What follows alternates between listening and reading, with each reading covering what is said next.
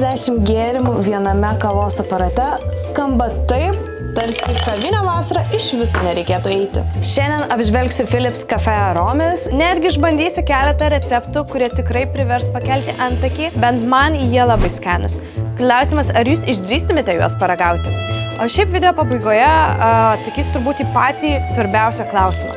Tai ar kavos aparatas gali pakeisti kavinės vasarą? Pirmiausia, meniu. Nors kavos aparatas siūlo net 50 skirtingų gėrimų, susigaudyti čia tikrai nesudėtinga. Galima pasirinkti net iš 4 kategorijų, tai yra karšta juoda kava, karšti pieniški gėrimai, šalta juoda kava arba šalti pieniški gėrimai. Man šita sistema labai patinka ir iš karto galiu žinoti, kur ieškoti, jeigu nori, pavyzdžiui, karštą espreso arba kažkokio pieniško kapučino. Viskas lengvai pasiekiama. O pasirinkimų čia daug. Galbūt kiekvieną dieną nesirinksite gerti Red Eye arba Cortado, tačiau visą laiką smagu, kai gali paeksperimentuoti ir kavos aparatas tau tai leidžia.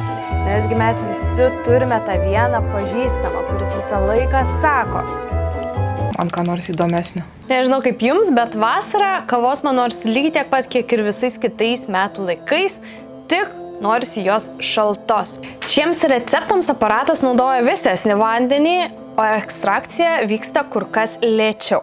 Dėl to jaučiamas švelnesnis, šiek tiek gaivesnis skonis negu šiaip paprastai gaunamos karštos kavos. Žinoma, tai nėra klasikinis 18 valandų brandintas cold brew, tačiau jei mėgstate šaltą kavą, tikrai pajusite skirtumą nuo espreso su ledukais. Gerai, o dabar truputį paeksperimentuokime. Pirmas žingsnis – kava. Antras žingsnis – vanilinė puta.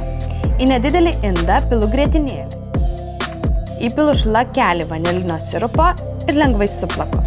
Nereikia plakti iki visiškai standžios konsistencijos. Norisi minkštos, lengvos putos, kuri gražiai laikytųsi gėrimo viršuje. Trečias žingsnis – sluoksniai. Pilu kolą. Ir ant viršaus atsargiai uždedu vanilinę putą.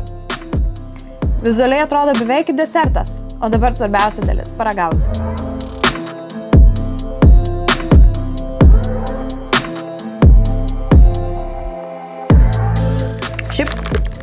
Šiaip vasarai žiūri geras. Norėtumėte pamatyti daugiau įdomių receptų, kuriuos galėtumėte išbandyti su savo kavos aparatu? Kviečiame prenumeruoti mūsų kanalą ir ten pamatysite, ko dar nematė. Gerai, testingit. Andrėja nori paragauti. Kalbant apie kavą su pienu, reikia paminėti, kad šis kavos aparatas turi atnaujintą Latte Go Pro sistemą ir puikiai susitvarko tiek su šalta pieno puta, tiek su karšta pieno puta, nes turi 2 skirtingus indus šiam reikalui. Jis puikiai plaka ne tik tai įprastą pieną, bet ir augalinį. Aš, pavyzdžiui, labai mėgstu sojų pieną, bet kartais vartoju ir migdolų pieną. Ir visą laiką gaunu kremišką, labai skanią, standžią putą. Dar vienas Latte Go sistemos privalumas – paprastas valymas. Indą galima greitai nuimti, išardyti ir praskalauti po tekančią vandenį. Nėra jokių ilgų pieno vamzdelių ar sunkiai pasiekiamų vietų. O jei visai nesinori plauti rankomis, dalis galima sudėti ir į indaplovę.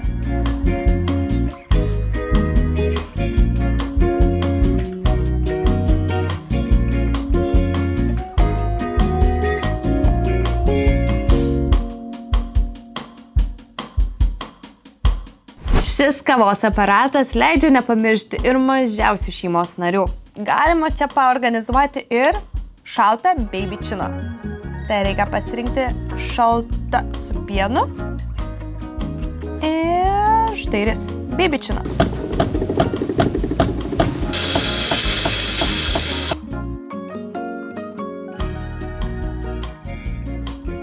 Aš mėgstu dažnai keisti kavos pupeles, todėl šiame aparate naudinga Bean Adjust funkcija.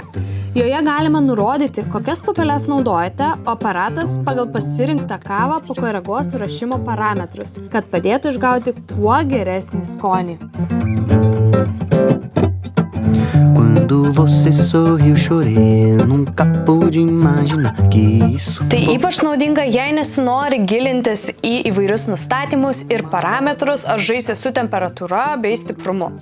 Žinoma, skonį vis dar galima koreguoti patiems, tačiau tai suteikia labai gerą pradinį tašką. Jei namuose daug kavos gėrėjų ir ypač jei visi mėgsta skirtingas kavas, labai naudinga funkcija profiliai.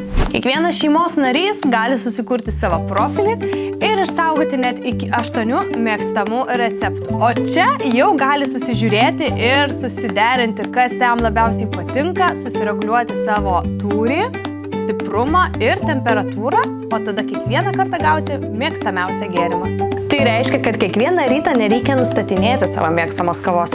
Aparatas jau viską žino už jūs. Atsidarote profilį, pasirenkate mėgstamą gėrimą, paspaudžiate mygtuką ir jūsų pats mėgstamiausias gėrimas jau garuoja puodelyje. O jeigu taip nutinka, kad ryte atsikėlus suprantate, jog espreso neišgelbės visos dienos, nieko tokio, šis kavos aparatas turi extra shot funkciją, kuri prie jums įprasto kavos puodelio prideda šiek tiek stipresnės kavos, kuri turėtų padėti išgyventi dieną. Skonis lieka tas pats, tik intensyvumas stipresnis. Mano mėgstamiausias šaltos kavos receptas su uvės sirupu. Komentaruose rašykite savo mėgstamiausius receptus, galbūt kitame vaizdo įraše būtent juos ir išbandysime. Trumpai aptarkime ir dizainą. Aparatas atrodo solidesnis nei daugelis ankstesnių Philips modelių. Metalinės nulašėjimo padėklo grotelės, medžio imitacijos detalė ir didelis ekranas suteikia jam modernesnę, prabangią išvaizdą. Žinoma, dizainas yra skonio reikalas, tačiau jūs pažiūrėkite į jį. Ant stalviršio tikrai atrodys prabangiai. Talpos taip pat nėra mažos, vandens talpa net 1,9 litro, pupelių talpa 275 gramai. Tai reiškia, kad jeigu namuose kavą geria ne vienas žmogus arba ruošite ne vieną kavos puodelį per dieną, talpų nereikės dažnai pildyti.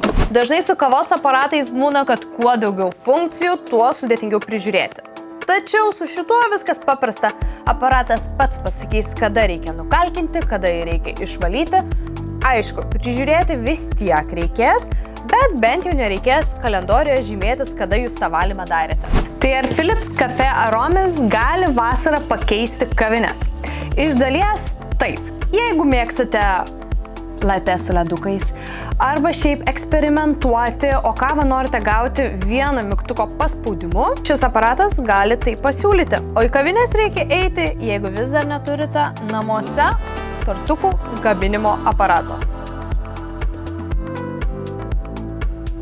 Jeigu turite daugiau klausimų apie šį kavos aparato modelį, santykius, keliones, poilsį, darbą, na ir visą kitą, rašykite komentaruose.